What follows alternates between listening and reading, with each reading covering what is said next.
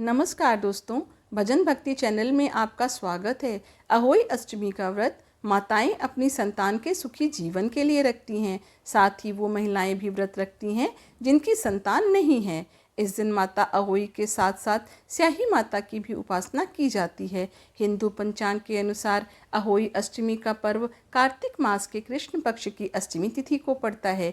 यह व्रत कार्तिक माह में करवा चौथ के चौथे दिन और दिवाली से 8 दिन पहले किया जाता है। कहते हैं कि अहोई अष्टमी के व्रत वाले दिन अहोई माता की कथा सुनने का विधान है। तो आइए सुनते हैं अहोई की पौराणिक कथा को। जो कोई भी इस कथा को सुन रहा हो वो इसे पूरा अवश्य सुने। प्राचीन काल में एक साहूकार था जिसके 7 बेटे और 7 बहुएं थीं। इस साहूकार की एक बेटी भी थी जो दीपावली में ससुराल से मायके आई हुई थी। दीपावली पर घर को लीपने के लिए 7 बहुएं मिट्टी लाने जंगल में गई तो ननद भी उनके साथ चली गई। जहाँ से वे मिट्टी खोद रही थीं वहीं पर स्याऊ सेहे की मांद थी। मिट्टी खोदते समय ननद के हाथ से सेही का बच्चा मर गया। स्याहू माता बोली कि अब मैं तेरी कोख बांधूंगी। तब ननद अपनी 7 भाभियों से बोली कि तुम में से कोई मेरे बदले अपनी कोख को बंधा लो। सभी भाभियों ने अपनी कोख बंधाने से इनकार कर दिया, परंतु छोटी भाभी सोचने लगी यदि मैं कोख ना बंधवाऊंगी तो सासू जी नाराज होंगी।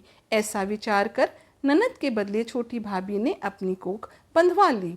उसके बाद जब भी उसे जो बच्चा होता वो 7 दिन के बाद मर जाता था। एक दिन साहूकार की पत्नी ने पंडित जी को बुलाकर पूछा कि क्या बात है, मेरी इस बहू की संतान 7वें दिन क्यों मर जाती है। तब पंडित जी ने बहू से कहा कि तुम सुरही गाय की पूजा किया करो। सुरही गाय स्याऊ माता की भाईली हैं। वह तुम्हारी कोख छोड़े तो तुम्हारा बच्चा जिएगा। इसके बाद से वह बहू प्रातःकाल उठकर चुपचाप सुरही गाय के नीचे साफ सफाई आदि कर जाती। एक दिन गौ माता बोली कि आजकल कौन मेरी सेवा कर रहा है, सो आज देखूंगी। गौ माता खूब तड़के जागी तो क्या देखती हैं कि साहूकार की छोटी बहू उसके नीचे सफाई आदि कर रही है।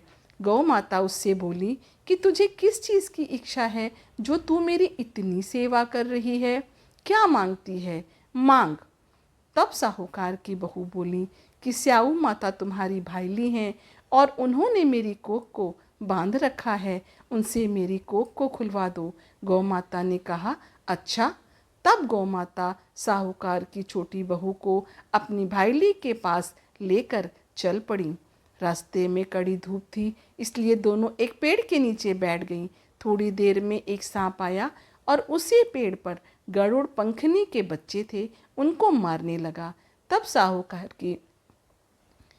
साहूकार की बहू ने सांप को मारकर ढाल के नीचे दबा दिया और बच्चों को बचा लिया। थोड़ी देर में गरुड़ पंखनी आई तो वहां खून पड़ा देखकर साहूकार की बहू को चोंच मारने लगी। तब साहूकार की बहू बोली कि मैंने तेरे बच्चे को मारा नहीं है, बल्कि सांप तेरे बच्चे को डसने आया था। मैंने तो तेरे बच्चों की रक्षा की है।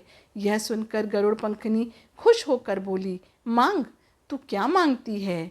वह बोली, 7 समुंदर पार स्याऊ माता रहती हैं, मुझे तू उनके पास पहुंचा दे।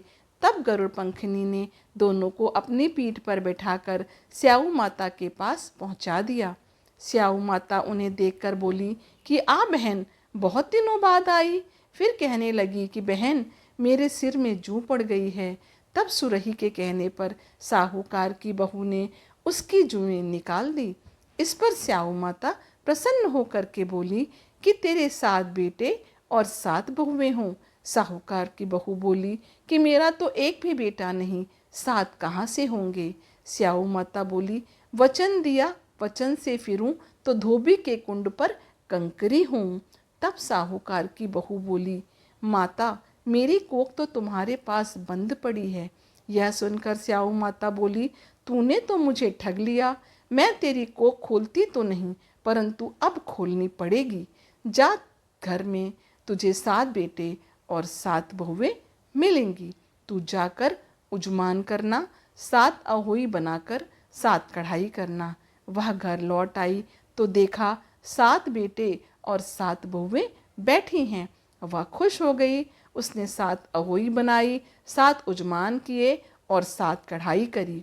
दिवाली के दिन जेठानियां आपस में कहने लगीं कि जल्दी जल्दी पूजा कर लो, कहीं छोटी बहू बच्चों को याद करके रोने ना लगे।